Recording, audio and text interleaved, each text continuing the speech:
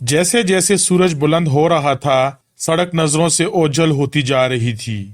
तेज हवा अपने साथ रेत के ज़रात उड़ाती हद्दे नजर तक जारी और सारी थी। इस तसलसल में पल भर का भी फर्क नहीं पड़ता था। ऐसा लगता था जैसे रेगिस्तान कोलतार की इस शफाफ और चिकनी सड़क को सफाई हस्ती से मिटा देना चाहता हो।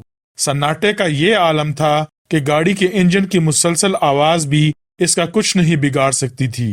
कैप्टन हमीद महसूस कर रहा था जैसे वो भी इस बेकरार सन्नाटे का एक जुज बनकर रह गया हो। हद्दे नजर तक रेत ही रेत, इसके अलावा और कुछ नजर नहीं आता था। फिर तपिश का क्या पूछना। हमीद अपनी बेचारगी पर ठंडी सांस तक नहीं ले सकता था।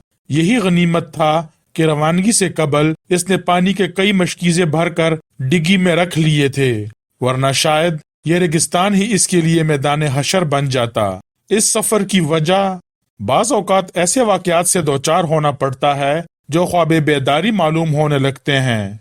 5 दिन पहले हमीद तस्वर भी नहीं कर सकता था कि इसे इस नौइयत का कोई सफर दरपेश होगा। अच्छा भला ऑफिस में बैठा था कि DIG के ऑफिस में तलबी हुई। इस वक्त फरीदी मौजूद था, लेकिन ये तलबी फरीदी के एवज नहीं थी। वो उलझन में पड़ गया था। DIG के पर्सनल असिस्टेंट ने फौरी तौर पर ऑफिस में पहुंचा दिया। सर की जुम्बिश से DIG ने इसके सलाम का जवाब देकर सामने पड़ी हुई कुर्सी की तरफ इशारा किया था। हमीद बैठ गया। एक आदमी और भी मौजूद था। DIG ने इसे मुखातिब करके कहा, ये कैप्टन हमीद हैं। ओह, अजनबी उठता हुआ बोला और दोनों ने मुसाफा किया। मेरा नाम शाहिद अजीज है, अजनबी ने दोबारा बैठते हुए कहा, और मेरे जिम्मे फिलहाल ये काम है कि आपको एक बुरी खबर सुनाऊं। बुरी खबर? हमीद चौंक पड़ा। मैं एडवोकेट हूँ और आपके मामू के कानूनी मुशीर के फराइज इंजाम देता रहा हूँ। मेरे मामू? हमीद की पेशानी पर शिकने पड़ गईं।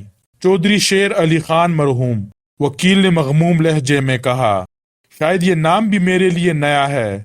DIG ने वकील को घूर कर देखा, लेकिन वकील के होंठों पर एक मगमूम सी मुस्कुराहट नजर आई। जी हाँ, वो सर हिलाकर बोला। मुमकिन है नाम आपके लिए नया हो, लेकिन वो आपके मामू थे। मैं आपको उनके इंतकाल की खबर के साथ वसीयत देने आया हूँ। हमीद ने बेबसी से DIG की तरफ देखा। सवाल यह है मिस्टर शाहिद, DIG ने इसे घूरते हुए कहा। अगर कैप्टन हमीद अपने मामू से वाकिफ, ये खानदानी मामलात हैं जनाब।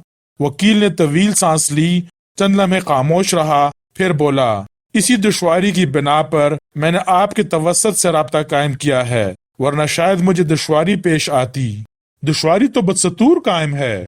मेरा ख्याल है कि दुश्वारी खत्म हो जाएगी, वकील ने किसी कदर तजब्जुब के साथ कहा। चंद लम्हे कुछ सोचता रहा, फिर हमीद से बोला, आपको इसका इल्म तो होगा ही कि आपके नाना की 2 बीवियां थीं। रही होंगी, हमीद ने झंझलाकर कहा। मेरा अब किसी से कोई ताल्लुक नहीं। वो दरअसल उलझन में पड़ गया था, नहीं चाहता था कि वो पुराना किस्सा यहाँ DIG के सामने दोहराया जाए। खामोशी से सुनो, DIG ने हाथ उठाकर कहा, और हमीद खून के गोंद पी कर रह गया। वो महसूस कर रहा था कि इसके जवाब से DIG की तजस्सुस वाली हिस्स बेदार हो गई है और अब सारी बात खुलकर रहेगी। लिहाजा वो तन बतकदीर हो बैठा। आपके नाना की 2 बीवियां थी। पहली बीवी से सिर्फ लड़कियां ही लड़कियां थीं, जिनमें से एक आपकी वालदा माजिदा। वकील जुमला पूरा किए बगैर खामोश हो गया और हमीद ने बेचैनी से पहलू बदला। उठकर भाग तो सकता नहीं था, तफसील में जाने से क्या फायदा। वकील खंकार कर बोला, मुझे सिर्फ इनकी दूसरी बीवी से मुतल्लिक गुफ्तगू करना चाहिए।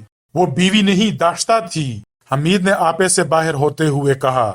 मुझे गहरा सदमा पहुंचा कैप्टन हमीद। वकील का लहजा भी अच्छा नहीं था। मरहूम को सिर्फ आपसे बेहतर तवक्कात थी। बराहे करम अब कोई नामुनासिब जुमला जुबान से ना निकालिएगा। चौधरी साहब से मेरे दोस्ताना ताल्लुकात थे। ये हकीकत है कि चौधरी साहब के लिए पहली बीवी के औलाद ने इसी किस्म का प्रोपेगंडा किया था। इनकी वालदा का इंतकाल हो चुका था। वालिद का इंतकाल हुआ तो वो सिर्फ 18 साल के थे, मैट्रिक पास कर चुके थे।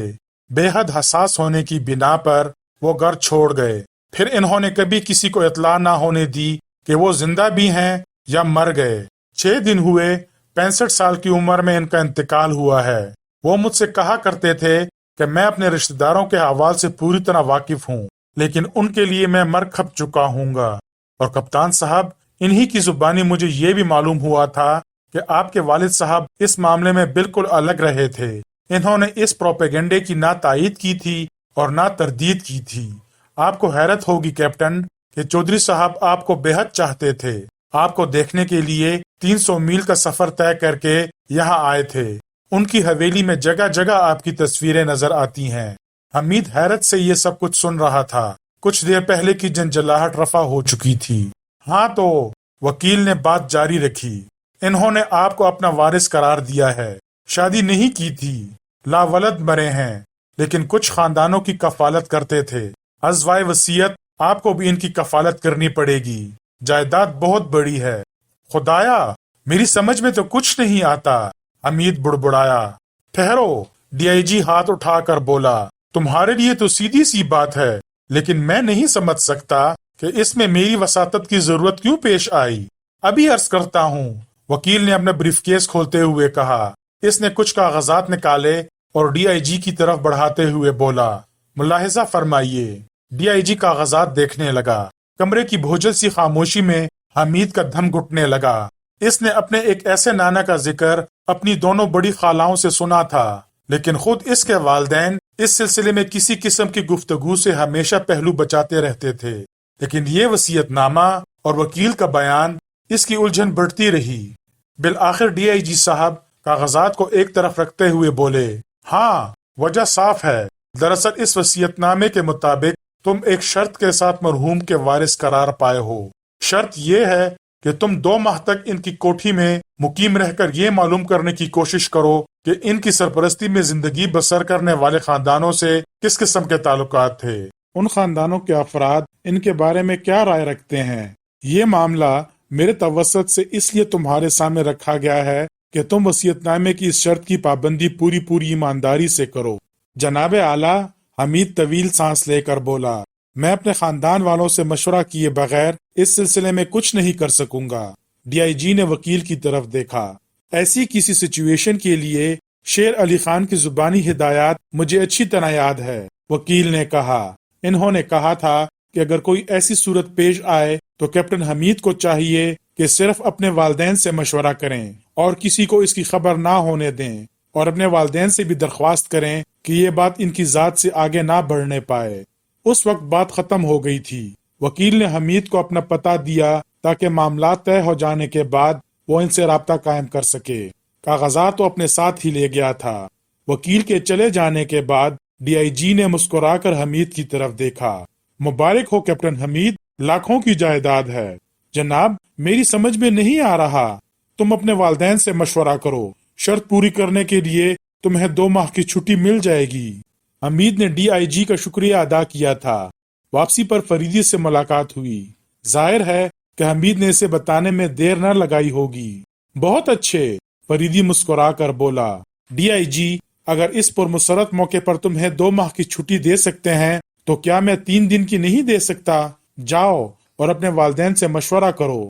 बस इतना ही कहना था आपको? हमीद ने हैरत जाहिर करते हुए पूछा। और क्या चाहते हो? कुछ भी नहीं। हमीद किसी सोच में पड़ गया था। ओहो, अच्छा, फरीदी इसकी आंखों में देखता हुआ बोला। तुम समझ रहे हो, शायद मैंने तुम्हें किसी अंधी चाल पर लगा देने का प्रोग्राम मुरतब किया है। क्या मैं ऐसा समझने में हक बजानिब नहीं हो सकता? जनाब कर्नल साहब, देखो फर्जंद, ये बात मैंने इसीलिए छेड़ी है कि तुम इस तरफ से मुतमईन हो जाओ। मुझे इतराफ है कि कई बार मैंने तुम्हें हर अव्वल दस्ते की हैसियत दी है, लेकिन इस मामले में जितना लाइलम तुम हो, इससे कहीं ज्यादा मैं खुद हूँ। मिसाल के तौर पर मुझे पहली बार मालूम हुआ है कि तुम्हारा कोई मामू भी था। हमीद कुछ ना बोला। वो नहीं चाहता था कि अब इसकी मामू की हैसियत जेर बहस आए, इसलिए वो 3 दिन की छुट्टी पर फरीदी का शुक्रिया अदा करके दफ्तर से निकल भागा था। बहरहाल उसे इस मसले पर अपने खानदान वालों से गुफ्तगू करनी थी। 3 दिन के लिए शहर छोड़ना था। शायद पूरे 5 साल बाद वो अपने खानदान वालों में पहुंचा था। انہیں حیرت بھی ہوئی تھی اور مسرت بھی، لیکن جب اس نے اپنے والدین کے سامنے شیر علی خان کا ذکر چھیڑا تو دونوں گمسم نظر آنے لگے۔ میں حقیقت معلوم کرنا چاہتا ہوں، حمید نے کہا۔ آخر تمہیں اچانک اس ذکر کی کیا سوجی؟ باپ بولا۔ بس یوں ہی، میں کچھ نہیں جانتا، اپنی ماں سے پوچھو۔ ماں نے چپ سادھ رکھی تھی۔ حمید بضد ہوا تو اٹھ کر وہاں سے چلی گئی۔ باپ چند لمحے خاموش رہا، پھر بولا، شیر علی تمہاری والدہ کا سوتیلا بھائی تھا، اس کی ماں داشتہ نہیں منکوہا تھی۔ یہ سب کچھ محض اس لیے ہو گیا کہ وہ ایک غریب خاندان کی لڑکی تھی۔ شیر علی کی طرف سے کوئی بولنے والا نہیں تھا۔ تمہاری ماں اپنی بڑی بہنوں سے بہت ڈرتی تھی، اس لیے وہ اس معاملے میں دخل اندازی نہ کر سکی۔ آپ کیوں خاموش رہے تھے؟ حمید کی آواز غصے سے کانپ رہی تھی۔ مجھے ان لوگوں کے خاندانی معاملات سے کوئی سروکار نہ تھا۔ لیکن شیر علی خان کے حصے کی جائیداد سے تو سروکار لازمی ٹھہرا ہوگا، حمید نے طنزیہ لہجے میں کہا۔ بکواس مت کرو، جو کچھ بھی ہے تمہاری ماں کا ہے، میرے پاس میری اپنی جائیداد کم نہیں تھی۔ باپ کو بھی غصہ آ گیا۔ حمید نے پھر اس مسئلے پر کوئی گفتگو نہیں کی تھی۔ کسی کو بھی نہ معلوم ہو سکا کہ اس نے شیر علی کا ذکر کیوں چھیڑا تھا۔ وہاں سے واپسی پر وکیل سے دوبارہ ملاقات ہوئی۔ مجھے خوشی ہے کیپٹن کہ آپ مطمئن ہو گئے، وکیل نے کاغذات اس کے حوالے کرتے ہوئے کہا تھا۔ اب مجھے کیا کرنا ہوگا؟ حمید نے پوچھا۔ سعد آباد جائیے اور 2 ماہ تک وہاں قیام کیجیے۔ آپ وہاں پہنچ کر بے حد خوش ہوں گے۔ پورے نخلستان پر آپ کی اپنی حکومت نظر آئے گی۔ آپ دیکھیں گے شیر علی خان کیسے باہمت تھے، ریگستان کے اس ٹکڑے کو انہوں نے کس طرح گلزار بنایا تھا، دیکھ کر حیرت ہوتی ہے۔ ایک بڑی دشواری ہے، حمید بولا۔ غالباً آپ یہ کہیں گے کہ سعد آباد کسی ریلوے لائن پر نہیں ہے۔ جی ہاں، آپ کار سے سفر کر سکتے ہیں۔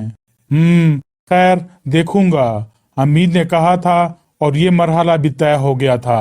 پھر روانگی سے قبل فریدی نے اس سے کہا تھا، کسی دن تم سے ملنے ضرور آؤں گا۔ میری خواہش تو تھی کہ آپ 2 ماہ تک مجھ حقیر پر تفسیر کے مہمان رہتے۔ بہت بہت شکریہ جاگیردار صاحب، لیکن میں بہت مصروف ہوں۔ اس وقت ساری باتیں ایک ایک کر کے اسے یاد آ رہی تھیں، اور یہ ریگستان اسے کھائے جا رہا تھا۔ ابھی 1 سے زائد میل طے کرنے تھے۔ دراصل اسے منہ اندھیرے سفر شروع کرنا چاہیے تھا۔ فریدی نے بھی یہی مشورہ دیا تھا، لیکن وہ دن چڑھے تک سوتا رہ گیا تھا۔ بہرحال اب اس غلطی کی سزا بھگتنی ہی تھی۔ ہر لحظہ تپش میں اضافہ محسوس ہو رہا تھا۔ پانی کے 2 چھوٹے چھوٹے مشکیزے اب تک خالی ہو چکے تھے، لیکن پیاس تھی کہ کسی طرح بجھنے کا نام ہی نہیں لیتی تھی۔ 230ویں میل پر بائیں جانب ایک چھوٹا سا نخلستان دکھائی دیا، اور حمید نے گاڑی روک دی۔ اس کے اندازے کے مطابق نخلستان کا فاصلہ سڑک سے 2-2.5 فرلانگ ضرور ہوگا، لیکن گاڑی سمیت وہاں تک پہنچنے کی کوشش خطرے سے خالی نہ ہوتی۔ گاڑی سڑک پر بھی نہیں چھوڑی جا سکتی تھی۔ وہ سوچ رہا تھا اگر کسی طرح نخلستان میں دن گزار دیا جائے تو بقیہ 70 میل شام کو بآسانی طے کیے جا سکیں گے۔ دفتن ایک جیپ سامنے سے آتی دکھائی دی۔ پھر اس کی گاڑی کے قریب پہنچ کر اس کے بریک چرچرائے تھے۔ کیوں بھائی، کوئی پریشانی؟ ڈرائیونگ سیٹ پر بیٹھے ہوئے آدمی نے حمید کو مخاطب کیا۔ نہیں شکریہ، حمید نے لاپرواہی سے جواب دیا، لیکن وہ جیپ کو آگے بڑھانے کی بجائے اتر کر حمید کے قریب آ کھڑا ہوا۔ کیا ادھر جانے کا ارادہ ہے؟ اس نے نخلستان کی طرف اشارہ کر کے پوچھا۔ ارادہ تو تھا، لیکن حمید نے اسے گھورتے ہوئے جملہ ادھورا چھوڑ دیا۔ آدمی کچھ عجیب سا لگ رہا تھا۔ گھیردار شلوار اور قمیص پر کوٹ پہن رکھا تھا۔ سر پر بڑی سی پگڑی تھی۔ گھنی داڑھی مونچھوں میں چہرہ نصف سے زیادہ چھپ گیا تھا، لیکن آواز بالکل عورتوں کی سی تھی۔ اور پھر قریب سے دیکھنے پر حمید نے دوسری ہی نظر میں اندازہ کر لیا کہ داڑھی مونچھیں اصلی نہیں ہو سکتی۔ اس نے طویل سانس لے کر جملہ پورا کیا، لیکن مجھے علم نہیں کہ گاڑی بحفاظت کدھر سے لے جا سکوں گا۔ اوہو، میرے پیچھے آئیے، میں بتاؤں گا، وہ اپنی جیپ کی طرف بڑھتا ہوا بولا۔ حمید نے جیپ کے پیچھے اپنی گاڑی موڑی تھی۔ اب تو وہ اسے نظر انداز کر ہی نہیں سکتا تھا، کیونکہ داڑھی میں بھی اس کی آنکھیں بہت خوبصورت لگی تھیں۔ کچھ دور چل کر جیپ دائیں جانب ریت میں اتر گئی، اور حمید اپنی گاڑی جیپ کے ٹائروں کے نشانات پر چلانے کی کوشش کرتا رہا۔ پھر کھجوروں کے جھنڈ میں داخل ہوتے وقت اس نے اطمینان کا سانس لیا تھا۔ रहबर ने दफतन अपनी जीप रोक दी। वो अभी बस्ती में दाखिल नहीं हुए थे। जीप से उतरकर वो फिर हमीद के पास पहुंचा। किसके घर जाएंगे आप? इसने पूछा। किसी के भी नहीं, यहाँ साया है, गाड़ी में लेट कर सो जाऊंगा। जाना कहाँ है? साद आबाद। ओहो, वहां किसके पास जाएंगे? किसी खास आदमी के पास नहीं, सरकारी काम है। ओहो, तो आप किसी किस्म के सरकारी आदमी हैं। जमीनों का सर्वे करता हूँ। आप यहाँ तकलीफ उठाएंगे जनाब? अच्छा चलिए, मेरे घर चलिए, दोपहर वहाँ आराम से गुजारिएगा। आपकी तारीफ? हमीद ने इसे तीखी नजरों से देखते हुए पूछा। फिलहाल शाहिद फारूकी। फिलहाल नाम ही का हिस्सा है? हमीद ने हैरत से पूछा। जी नहीं, वो हंस पड़ा और फिर बोला, घर पहुंचकर शाहिदा फारूकी हो जाऊंगी। मैं बिल्कुल नहीं समझा, हमीद ने बेबसी का इजहार करते हुए कहा। मैं लड़की हूँ। अगर लड़कियां ऐसी होती हैं तो मुझे डूब मरना चाहिए। हमीद ने इसके चेहरे की तरफ हाथ उठाकर कहा। ये तो भुरका है मेरा। इसने दाढ़ी पर हाथ फेरते हुए कहकहा लगाया। हमीद खामोशी से इसे घूरे जा रहा था। कहकहा रोककर इसने कहा, पर्दे का मकसद तो यही होता है ना कि औरत नामहरों की हवसनाक नजरों से महफूज रहे। गालिबन, हमीद ने बुरा सा मुंह बनाकर कहा। गालिबन नहीं, बल्कि ये हकीकत है। इत्तेफाकन आपकी नजर मुझ पर पड़ जाए तो पड़ जाए, लेकिन खास तौर पर आप मुझे देखने का वारा ना करेंगे। मैं अरसे से किसी दाढ़ीदार लड़की की तलाश में हूँ। क्या आप यहाँ खड़े बातें बनाते रहेंगे जनाब? तो फिर क्या करूँ? मैंने अर्ज किया था, मेरे घर चलिए। सवाल तो ये है कि आप मेरे सामने बेपर्दा क्यों हो गईं? आप जैसी सूरत वाले मुझे महरम ही लगते हैं। शुक्र है कि मैं अपना बकरा साथ नहीं लाया। हमीद ने ठंडी सांस ली। क्या मतलब? मुझे और ज्यादा मगमूम होना पड़ता। चलिए, आपका घर भी देख लूं। जीप फिर स्टार्ट होकर आगे बढ़ गई। हमीद इसके पीछे जाने पर मजबूर था। ऐसी लड़कियां सारी दुनिया में कहीं और ना पाई जाती होंगी। किसी साजिश का इम्कान भी था, लेकिन वो हमीद ही क्या जिसे गैर मामूली किस्म की लड़कियां पागल बनाकर ना रख दें। इसकी जगह कोई और होता तो ये दावत हरगिज कबूल ना करता। ये बात कितनी अजीब थी कि इसने खुद ही अपना राज जाहिर कर दिया था। अगर वो फितरतन ऐसी सच बोलने वाली थी तो इस मेकअप का क्या मकसद हो सकता था? हमीद की गाड़ी जीप के पीछे चलती हुई एक पुख्ता इमारत के करीब पहुंची, जिसके तीन अतराफ में दूर तक छोटे छोटे मकान और झोंपड़े बिखरे हुए थे। वो जीप से उतरी और हमीद को गाड़ी ही में बैठे रहने का इशारा करके इमारत के अंदर चली गई। ये बस्ती के सबसे मुतमव्विल आदमी की रहायशगाह मालूम होती थी। कुछ देर बाद दो आदमी इमारत से बरामद हुए। ज़हरी हालत से मुलाजिम ही मालूम होते थे। चलिए जनाब, एक बोला। आपका सामान जनाब? दूसरे ने सवाल किया। सामान की फिक्र ना करो, हमीद गाड़ी से उतरता हुआ बोला। चलो। वो दोनों इसे एक ऐसे कमरे में लाए जिसकी आराइश पर कम से कम 50,000 रुपए जरूर सर्फ हुए होंगे। मुलाजिमीन इसे तन्हा छोड़कर चले गए। वो आंखें फाड़ फाड़ कर रेगिस्तान की इस जन्नत को देखता रहा। थोड़ी देर बाद एक खुशलिबाज उधेड़ उम्र औरत हाथों पर किसी मशरूब की कश्ती उठाए कमरे में दाखिल हुई। मशरूब बड़े अदब से हमीद की खिदमत में पेश किया गया था, लेकिन जब इसने गिलास हाथ में लिया तो वो औरत बोल पड़ी। ठहरिए जनाब, अभी ना पीजिए। हमीद ने गिलास मेज पर रख दिया और इसे जवाब तलब नजरों से देखने लगा। औरत उसी सुराही से दूसरा गिलास लबरेज करके एक ही सांस में खुद पी गई। हमीद हंस पड़ा। हंसी का सबब जनाब आला? औरत ने बड़े अदब से पूछा। इस तरह तुम मुझे इत्मीनान दिलाना चाहती थी कि इस मशरूब में कोई गड़बड़ नहीं है। जी हाँ, मुझे खास तौर पर हिदायत की गई थी कि आपको इत्मीनान दिला दूं, लेकिन मैं अब भी मुतमईन नहीं हूँ। हमीद ने अपने गिलास की तरफ इशारा करते हुए कहा। इस गिलास की तह में पोटाशियम साइनाइड के चंद जर्रे जो पहले से मौजूद रहे हों मेरा काम तमाम कर सकते हैं। औरत के चेहरे पर सराइस्मगी के आसार नजर आए।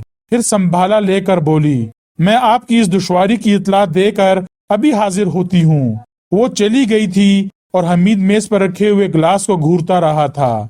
10 मिनट गुजर गए, लेकिन वो औरत वापस ना आई।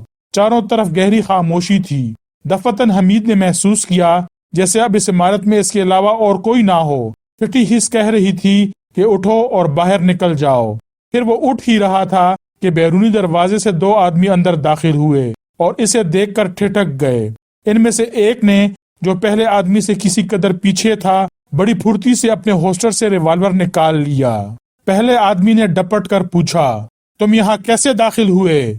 मोहतरम मोहतरम, हमीद हाथ उठाकर बोला, ज्यादा तेजी दिखाने की जरूरत नहीं, मैं यहाँ लाया गया हूँ, खुद से नहीं आया।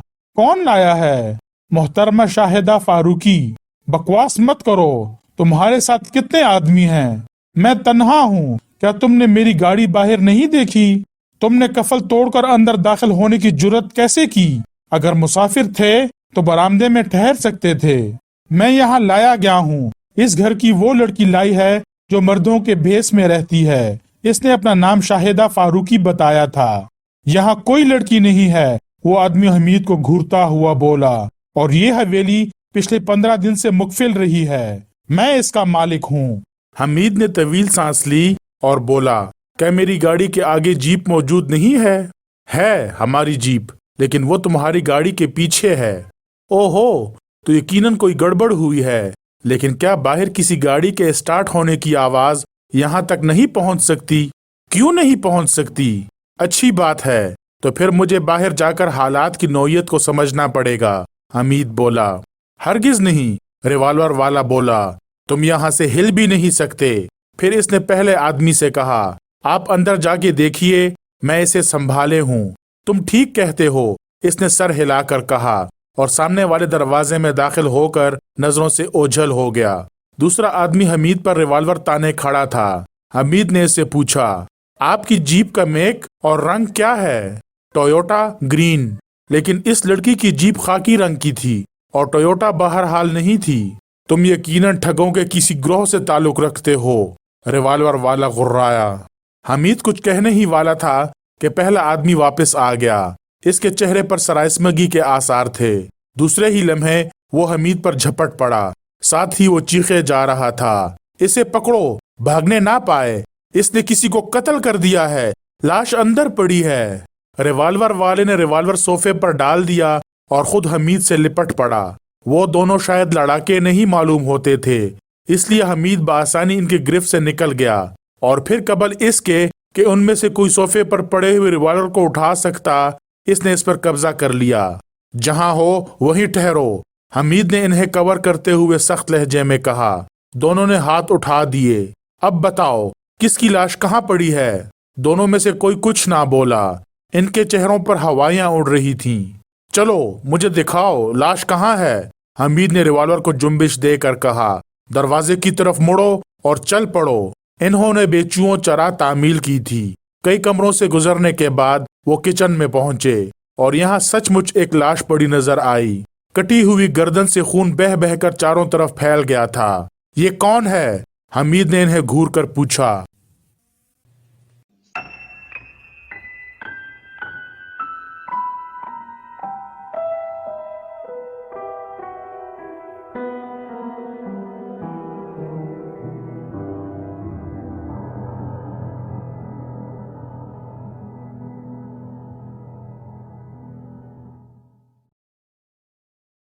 अगर कहानी अच्छी लगी हो और आपको मेरा कंटेंट पसंद आ रहा हो तो मेहरबानी फरमाकर चैनल को सब्सक्राइब कीजिए और आने वाले कहानी और नावलों से लुत्फ अंदोज होते रहिएगा।